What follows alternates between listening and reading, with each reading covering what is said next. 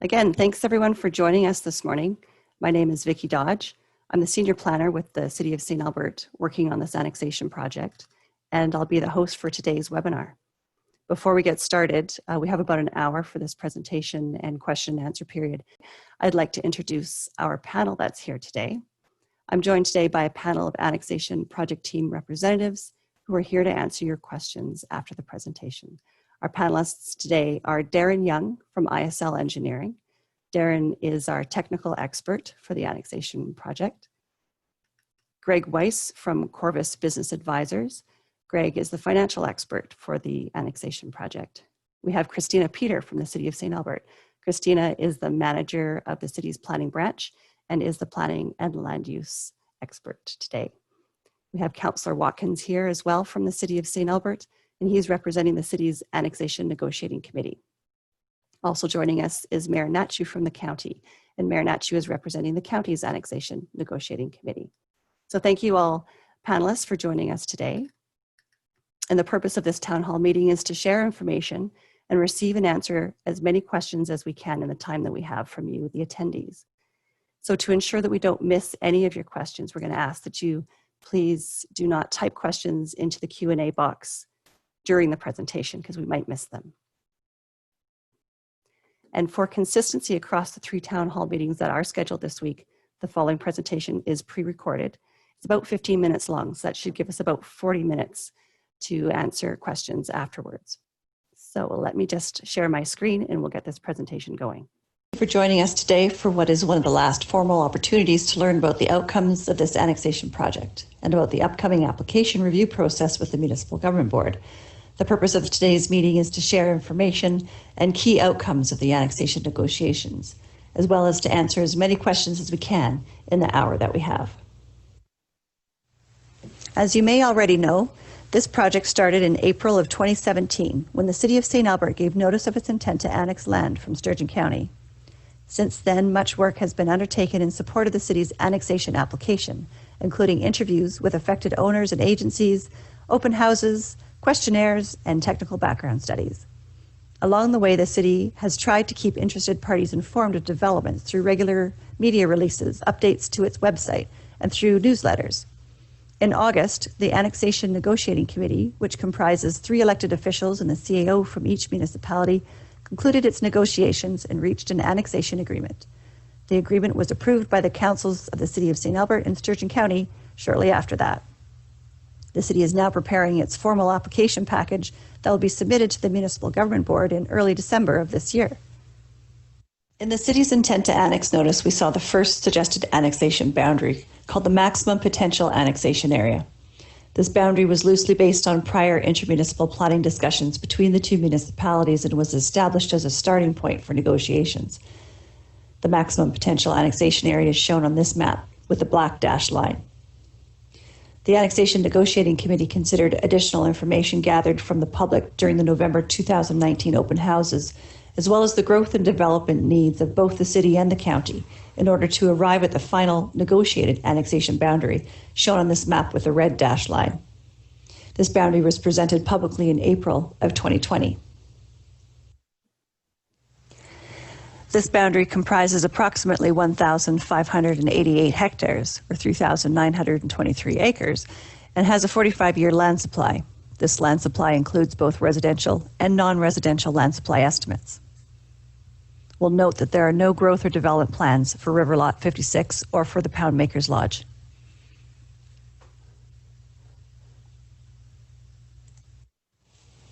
In addition to the boundary, the Annexation Negotiating Committee decided on a number of other important matters, including compensation, road jurisdiction, taxes, and a commitment to as smooth a transition as possible for former county residents. The city and the county agreed to a compensation amount of $600,000, and that all roads and road rights-of-way shown in green on this map would transfer to the city. This includes all roads along the boundary of the annexation except for a portion of Township Road 544 in the northwest corner. Taxation was a dominant concern that came up at the prior open houses. The Annexation Negotiating Committee agreed to a 45-year tax protection. In other words, starting in the year the annexation becomes effective, which is proposed to be 2022, Former county owners will pay the lower of county or city taxes unless a shift to the city tax rates is activated. A shift to city tax rates is activated in 3 ways. First, if an owner requests a subdivision approval that would result in more than 4 parcels on a quarter section. Second, if an owner requests a redistricting or rezoning of their property. And last, if an owner requests to be connected to city water, sanitary sewer, or both. The next few slides will be reviewing various transition topics. These are the day-to-day topics that came up as main themes at the last round of open houses. If there's a topic that you have in mind that's not discussed here, please bring it up during the question and answer period. Let's start with land use. A number of people at the last round of open houses were concerned that the way they use their land will change after annexation or that they'll be forced to develop. What's being proposed is that people will continue to be able to use their land in the same ways they would have been permitted to use the land under the existing agricultural district. No one is going to be forced to develop their land if they don't want to. The city will apply its own land use district on the newly annexed land, but that land use district would be a blend of the county's existing agricultural district and the city's urban reserve district. This would be allow for flexibility so that you can still use the land in the same ways that you're used to, with some reasonable restrictions on future subdivision and development so that orderly and efficient urban development could occur in the future. The new land use district would need to be approved by City Council and would include a public process so that you would have an opportunity to speak your views before Council before a decision is made on that land use district. Another transition topic area is business licensing. The negotiating committee decided that all businesses in the annexation area, existing and new, will require a business license. However, to ease that transition, a 5-year fee waiver would be in place starting with the effective date of annexation. Farming operations would remain exempt under provincial legislation. Pet licensing would fall under the city's animal control bylaw and requires all dogs to have a license, but cats are not licensed in the city of St. Albert. Emergency services would continue to be provided at usual levels, and the city and the county maintain mutual aid agreements to help with servicing rural areas. Municipal addressing would change to the city's addressing protocols, and the city would be able to enforce its own bylaws within the annexation area. Fire pits and controlled burning would follow the existing county rules until the area is developed to an urban standard, at which point the city's rules would apply. Noise control and RV parking would be subject to the city's bylaws. Off-road vehicles and ATVs will continue to follow the county's rules on public roadways until the area is developed to an urban standard. Mosquito control falls under the city's integrated pest management plan, and what this means is that the city uses an integrated approach to mosquito control that currently doesn't include spraying. The city of St. Albert does not allow fireworks to be set off unless you are a licensed pyrotechnician.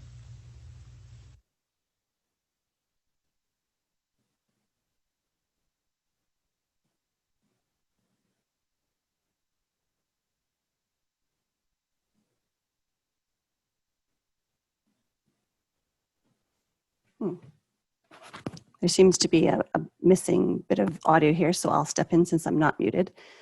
Firearm use in the annexation area was a question that came up at the last round of open houses, and people were wondering if they could still discharge their firearms to scare off things that were eating their crops or to protect their livestock. And the answer is that discharging firearms on private land is regulated by the province of Alberta, and that's not going to change after the annexation.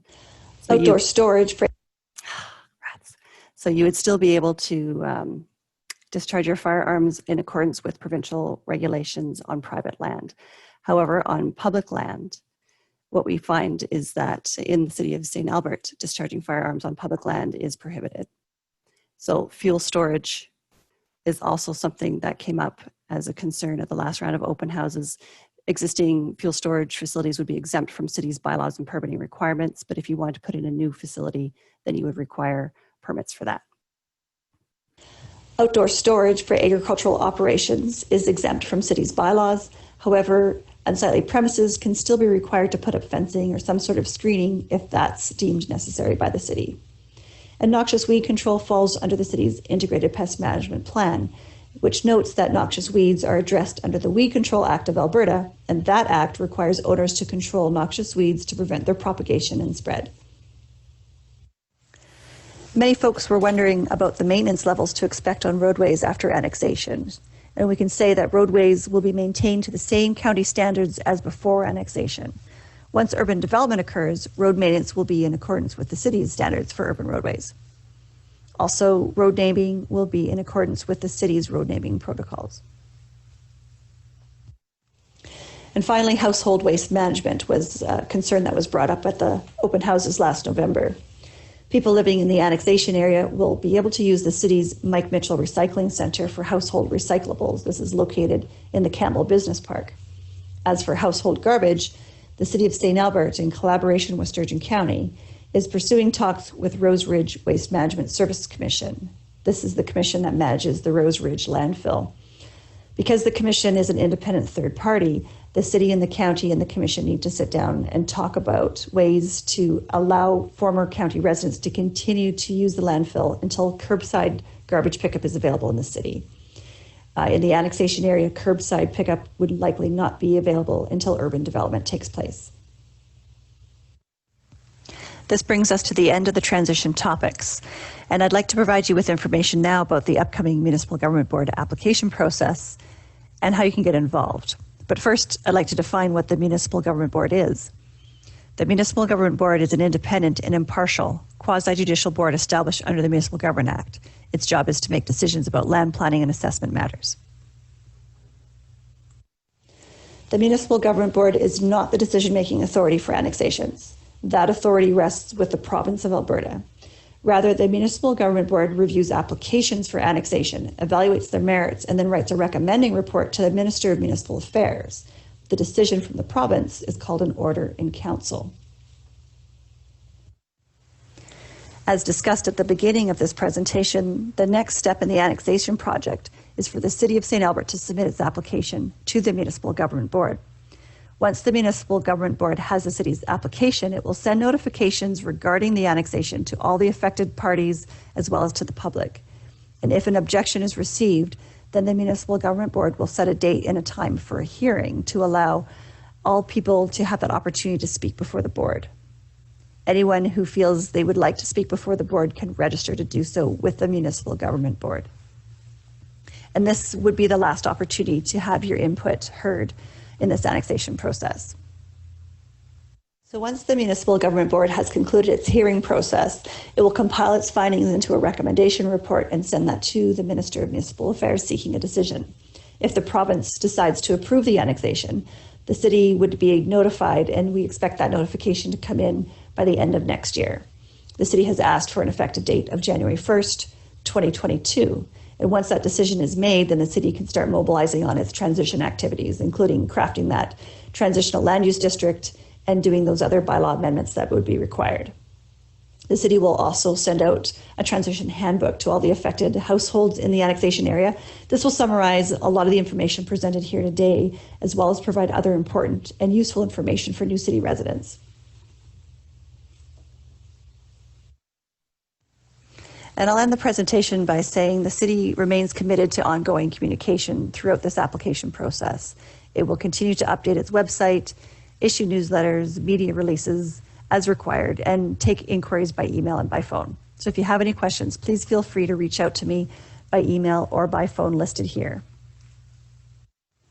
That concludes the presentation segment of today's meeting. We'll move now into the live question and answer period.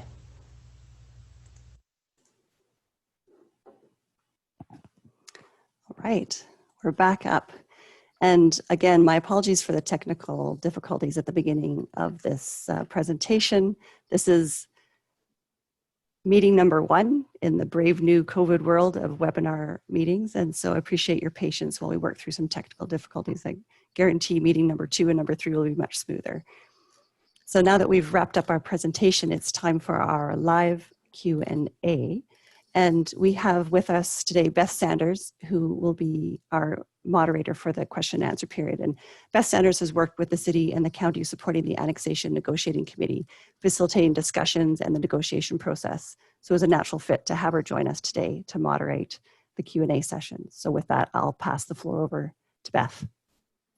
Thank you, Vicki. Thank you for grinning and bearing the technical difficulties while all of us are watching and cringing on your, on your behalf. Yes, we are entering a strange COVID world doing a town hall in this way. So there's some new skills we have to learn while doing this, and I'll help guide you through how to ask questions. I'll do that in a moment. So we planned for 40 minutes. We've got a little bit less than that because of the technical issues. So we'll extend a few minutes past 10 o'clock just to make sure we've got the time we need for that. And how this is going to unfold is I'm going to ask in our language in Zoom, so there's the panelists who can be seen, and then the attendees are all the folks that have shown up to participate. And we'll have about 40 minutes for Q&A, and here's how it's going to work. Is anyone who wants to ask a question will need to identify themselves. And many of you already have your name written in Zoom here. We can see your names, that's perfect. There's two ways to ask a question. So one way is on the bottom of your screen, if you're on a computer or on an iPad, tablet kind of device, on the bottom you should see a Q&A icon. And if you click on that, you can type in your question. So one way to ask a question is to write it in. The other way to ask your question is to speak your question. And on a computer or on a smartphone, you can click on raise hand, which is on the bottom of your screen. And then I will be able to see that your hand is raised and I can call on you. So you can speak your question, raise your hand, or you can write your question and type it into the Q&A. And if there is anyone, and I don't see anyone has phoned in, so we're okay. If anybody needs to leave the call and call back in using a landline or your phone without the app, all you need to do to raise your hand is hit *9. So just in case that needs to happen for someone. So I'm going to go back and forth between the spoken and the written questions. And it's a little bit hard on Zoom. We've got the chat function, we've got the Q&A, we've got the raise hands. We're asking for folks to use the Q&A for questions and leave the chat function just in case someone needs to use it to get some technical help. So in chat, if you forget how to ask or raise your hand, just write in your technical question there, and we have some folks that will be able to help you. So our operating principle here this morning is to make sure that as many questions from as many people as possible get to be put to the panel that's here. So I'm looking for concise questions and concise answers from the panelists. So I'm going to pick on everybody here. I'm not going to put a time limit on people asking questions or answering questions, but I will interject to help clarify either the question or the answer. Sometimes we just need help to clarify that. So I just want to let you know that I'm going to do that. But my request from everyone is to ask clear questions and answer clearly. Okay.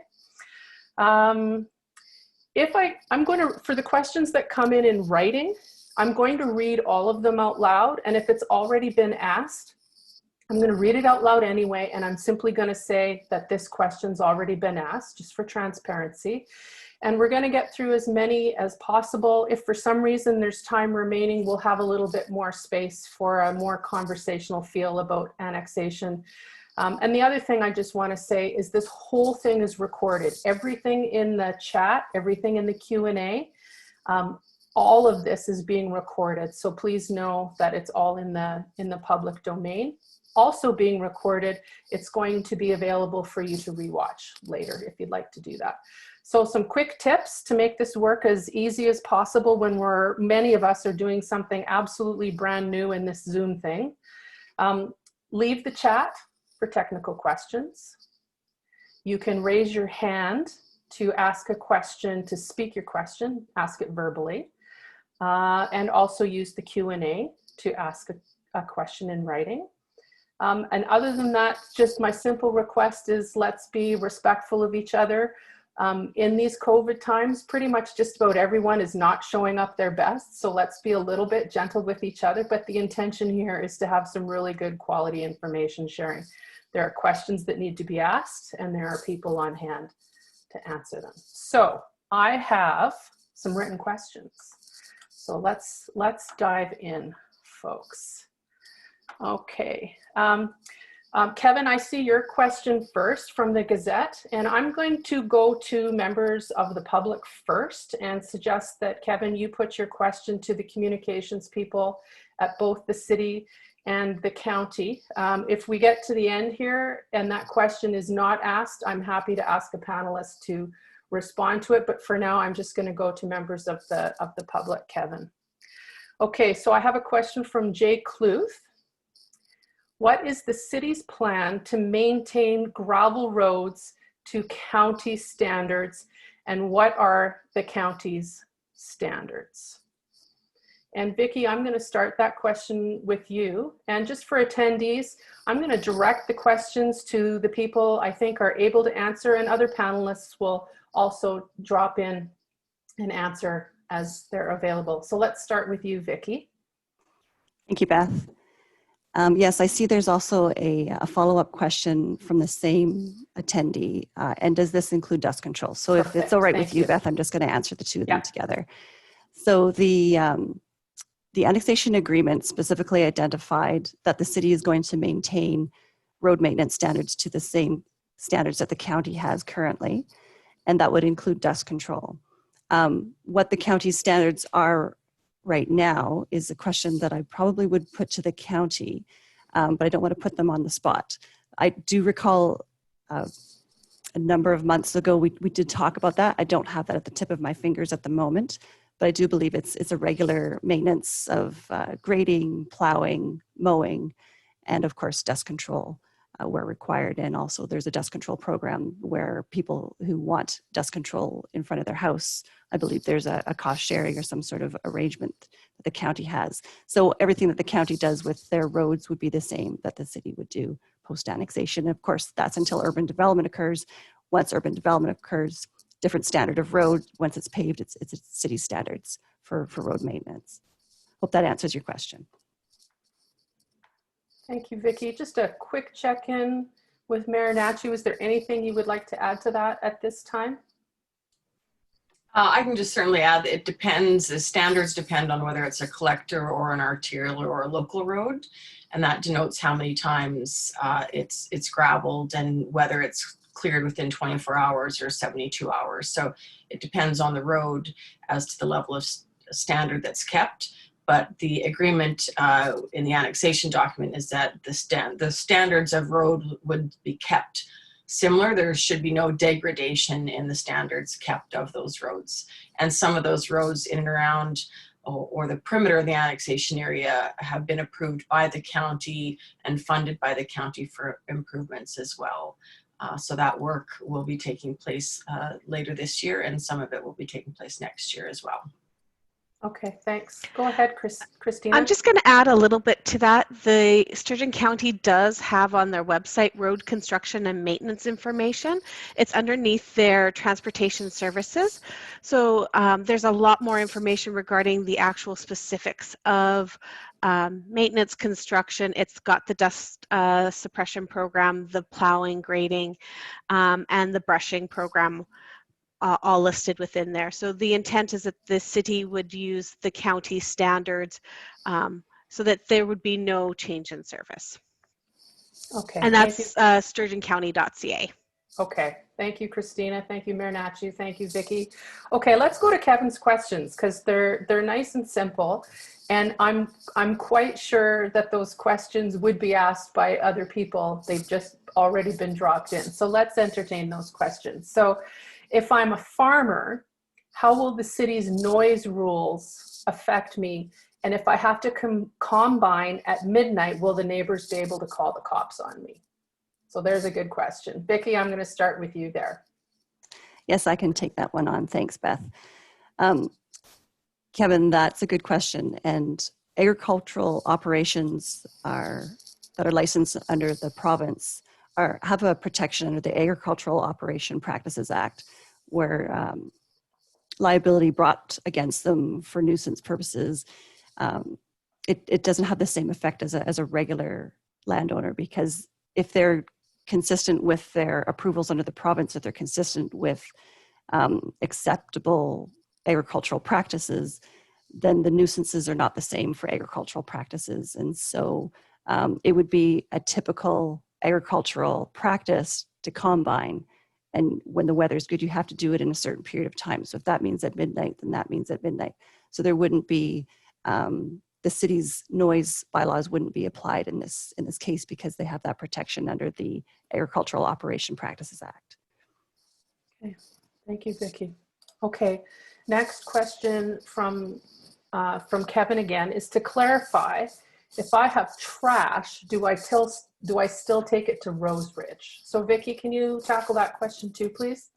Yes, thank you. So the Rose Ridge landfill is administered by the Rose Ridge Waste Management Services Commission, and that's an independent third party.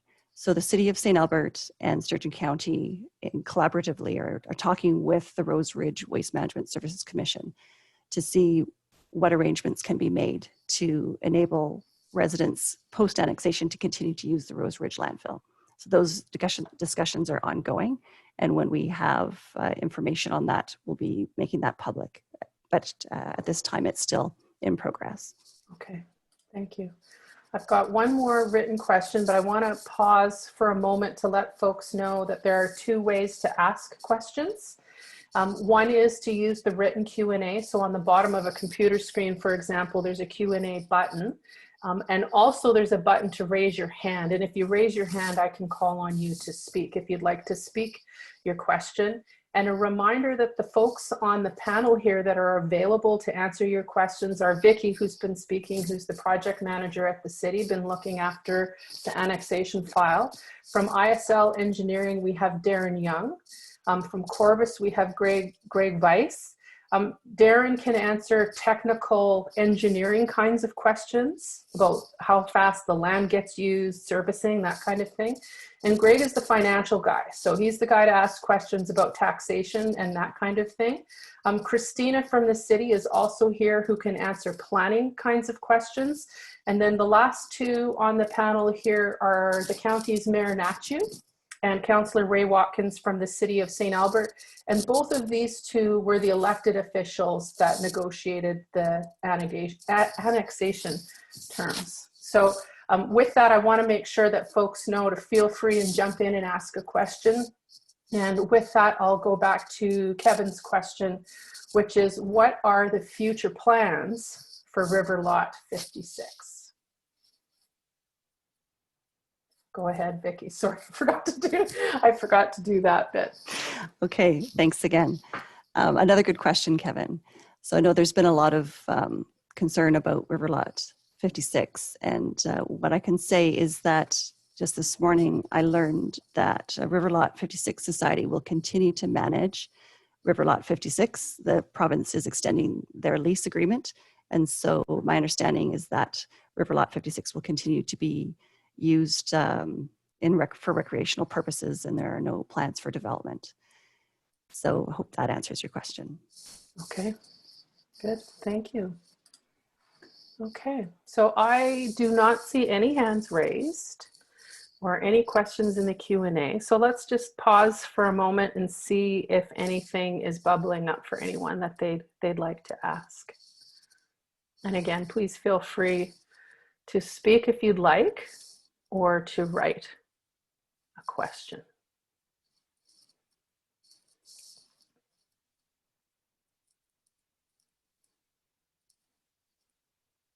And we will not sit in silence till 10 o'clock. If there's nothing happening, there's nothing happening. But I do want to make some space and not close off too fast here.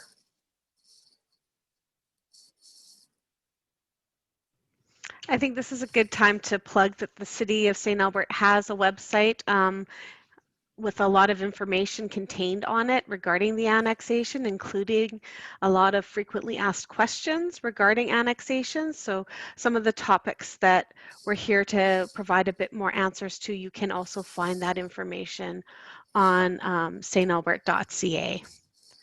Okay, thank you, Christina. And I might just add to that, Christina, that we are also having, starting today and running until Friday, 24 hours a day, a virtual information session. And so going on to stalbert.ca/annexation will take you to the events that are happening this week. and you can click on the link that'll take you to the virtual information session. And it's a really, really super cool virtual situation. So you click on the link and it takes you to this rendered meeting room. So as though you were attending a public open house, and you can navigate with your mouse through the room, click on the different display boards, and they pop up and you can read what the display boards say. And also there's a click, you can click on a link on the table and that'll open up a PDF with all of the display board informations all in one package, and you can download that and keep that if you want. Also, if you're an affected owner and you are in support of the annexation, there's also a link to the city's online consent form where you can fill out your consent in support of the annexation and submit that electronically. And that's all through the information, the virtual information session link on the city's website. Perfect.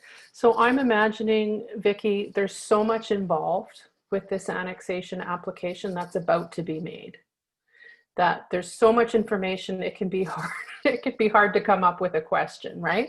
So there was a lot of information in the presentation at the beginning. On your last slide, Vicki, you had your contact information.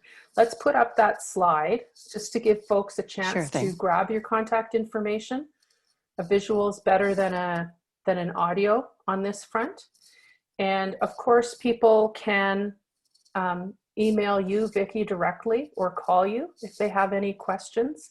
Or the question might be, how do I find the virtual thing, right?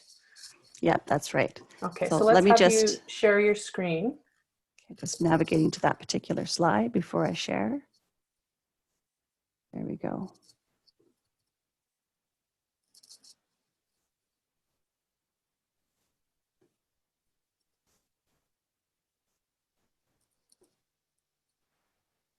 Okay, so perfect. So there's both the website where folks can go to get more information and digest it at their own speed and find answers to questions, or maybe come up with questions that need to be sent to Vicki.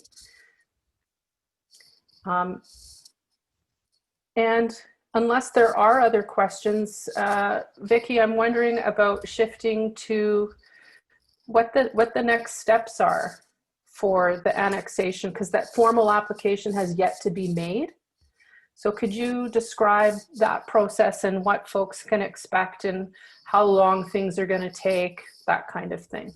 Sure. Yeah, so the Municipal Government Board requires an application package, which is what we're doing right now. We're, with ISL's help, we're putting that package together. One of the things that goes into that application package is a summary of all of the public participation events. So once we're finished this week's scheduled events, then we'll summarize what took place into those reports. We'll keep working on finalizing the amendments to any of the technical documents that we're needing some finalizations because of the change in the boundary from the technical to the final negotiated boundary. We're wrapping that all up into the annexation application package. It's a very large report that goes to the Municipal Government Board, and we're targeting end of November, beginning of December, that sort of time frame to get the application into the Municipal Government Board.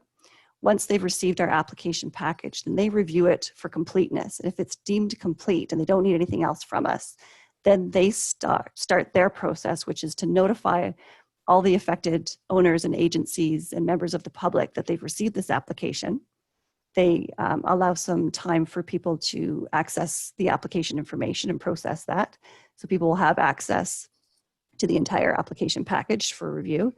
And then if an objection is received, people are allowed to submit their objections to the Municipal Government Board. If they receive an objection or if they don't have consent from every landowner, they're going to schedule a hearing process where people who are affected can come and speak before the board.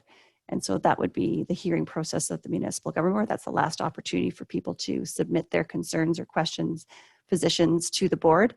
Board closes the hearing, and then they proceed to write their recommending report to the Minister of Municipal Affairs, requesting a decision from the province, and then the province goes ahead with its decision-making process. So those are the next steps. So time-wise, we're hoping to get the application in the beginning of December.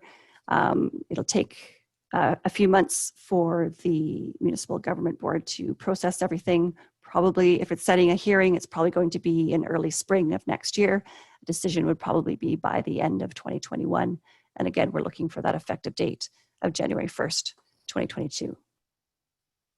Okay, perfect. Thank you. And I have a hand raised, so we're gonna try a spoken question. So Jay Kluth, that's all I can see for your name. So you're gonna have to introduce yourself and tell me if I'm pronouncing your name incorrectly. So I'm clicking to allow you to talk, and you need to give us permission, and then we should be able to hear you. Yeah, thanks. It's Jordan Kluth. You got it right there. Okay, thanks, Jordan. Yeah, you bet.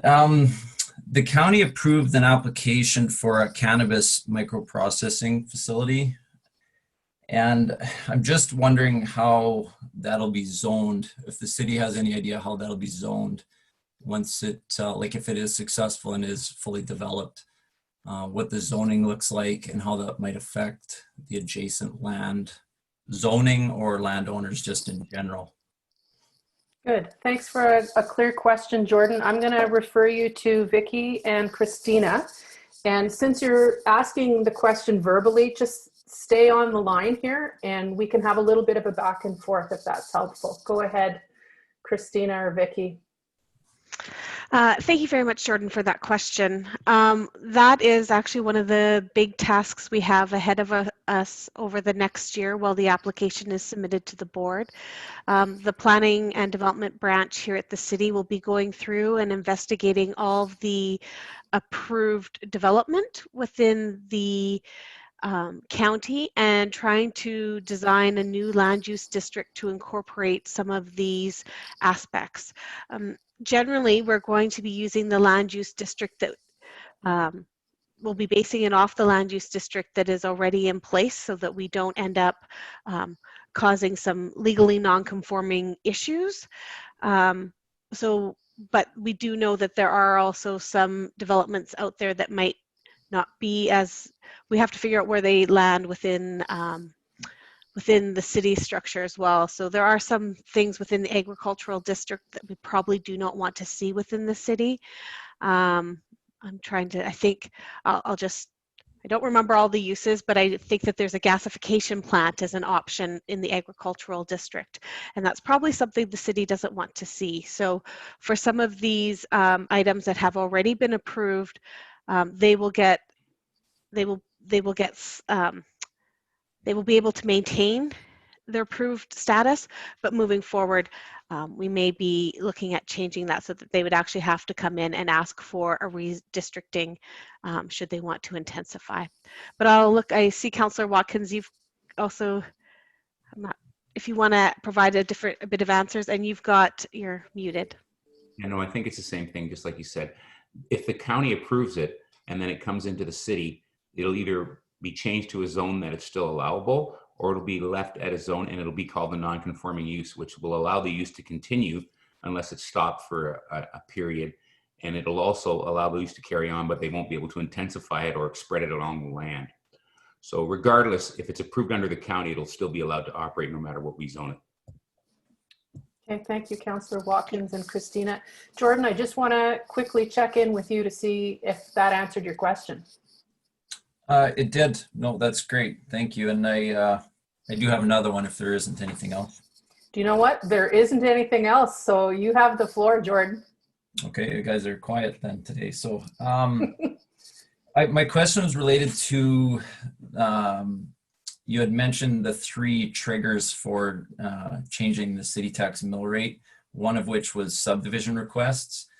So, and it's probably similar for some of the business applications or development applications, but is there any type of cutoff date where the county will no longer be reviewing these, or say the city will start sharing a review of a subdivision application?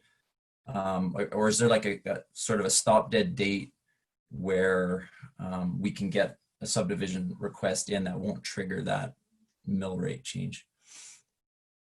Does that make sense? It does. Maybe I'll take a stab at this one. Right now, the city and the county do refer, well, the county refers all of their subdivisions and development applications that are discretionary to the city at this stage, generally within the annexation area. So we do have the ability to make comments on that. We have not placed a moratorium on development within these areas. So the people within the annexation area can still apply for development and subdivision to the county. They have already pre-existing development rights through the land use district. So as long as they're in keeping with the regulations, there shouldn't be any concerns regarding the applications. It's more of an issue if there's a redistricting that would go forward, and that's when the city may have some additional comments to provide to the county for their consideration in their decision. So if an application came in that was asking for redistricting from an agricultural land use to an industrial or to a different residential, like country residential, then the city would probably have additional comments and requests of the county for their consideration in their decision. Thank you, Christina. Jordan, you had a thread at the end of your question about mill rate, so I wonder if there's a taxation question there. Was there? I'm looking into and considering subdividing my acreage prior to annexation, so I haven't approached the county yet. So I know those things take time, and I'm just wondering if there's I was more concerned about that specifically. Okay. And there was some sort of cutoff date where after this date it's too bad, so sad sort of thing. Yeah, and like I said before, we don't have that as a concern. What I would suggest is contacting the county through the planning and development group, or you can contact Vicky directly, and we can work with you regarding specifically what you're looking at, because there are some parcels within, there are still development opportunities and rights under the agricultural district for residential lot splitting. But it really depends on what your actual application is about. Okay. No, that answers. Thank you. Yeah, just stay tuned, Jordan, because Darren has something he can add also. Go ahead, Darren. Okay. Hi, Jordan and everybody. So my recollection, and this is just a prompt back to the city as well, that if you currently have a quarter section that's unsubdivided, or that you have a quarter section that already has, say, one parcel subdivided out of it, it sounds like, Christina and Vicky, that under the new transitional zoning that'll come into place, if the current agricultural district of the county allows for you to subdivide up to 4 properties from the original quarter section, you will still be enabled to subdivide those additional 3 parcels without activating a transition over to the city's tax regime. Is that correct? That Yes, is correct. Okay. So it sounds like it makes sense to me, Jordan, for you to spend some time with someone like Vicky and someone over at the county and their planning department to get some specific answers specific to your property. Okay. No, that And sounds great. yeah, and they're all willing to spend that time with you, I would say. I've spent a lot of time with them in the last couple of years, and they're all good people that are ready and willing to help you out. Okay. Yeah, that's not a problem. Thank you. Okay, thanks, Jordan. Okay, and we have time if there are other brewing questions that someone would like to either raise their hand and ask the way Jordan did, or use the Q&A. And as I did before, I'll just leave some space for folks to do that.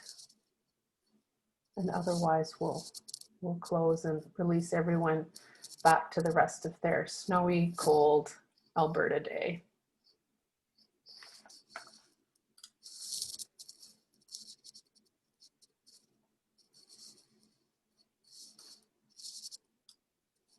Okay, Vicky, let's go back to you.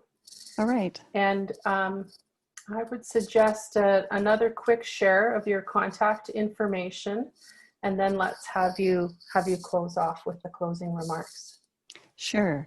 What I'll do actually is I'll close out and then I'll post that slide back up again at the end, and people can leave as they choose once they have that contact information. So Perfect. thanks again, Beth, for moderating. That was a great session that we just had. I know we didn't have a ton of attendees this morning, but the attendees that we had asked some really great questions. So appreciate your participation in today's events. And thanks again for your patience with our technical glitches. So for anybody who has questions that pop up after the fact, because that always happens to me, I'm like, oh, I wish I had asked this question. You will have my contact information again at the end. I'll post it back up here. You can contact me by email or by phone. And if I don't have the question, the answer for your question, I will get it for you. And please remember to visit our project website at www.stalbert.ca/annexation and link to that virtual information session just to take a look at it, because it's really cool. And if you are an affected owner and you support the annexation in principle, then please do fill out that consent form that was mailed to you, or fill it out online. You can send it to us electronically. You can fill it out at home, take a picture of it, email it to me. It's really that easy. And we're looking to get those consent forms back by October 30th so we can include them in our application to the Municipal Government Board. So again, I'm going to share my screen with my contact information, and here we go.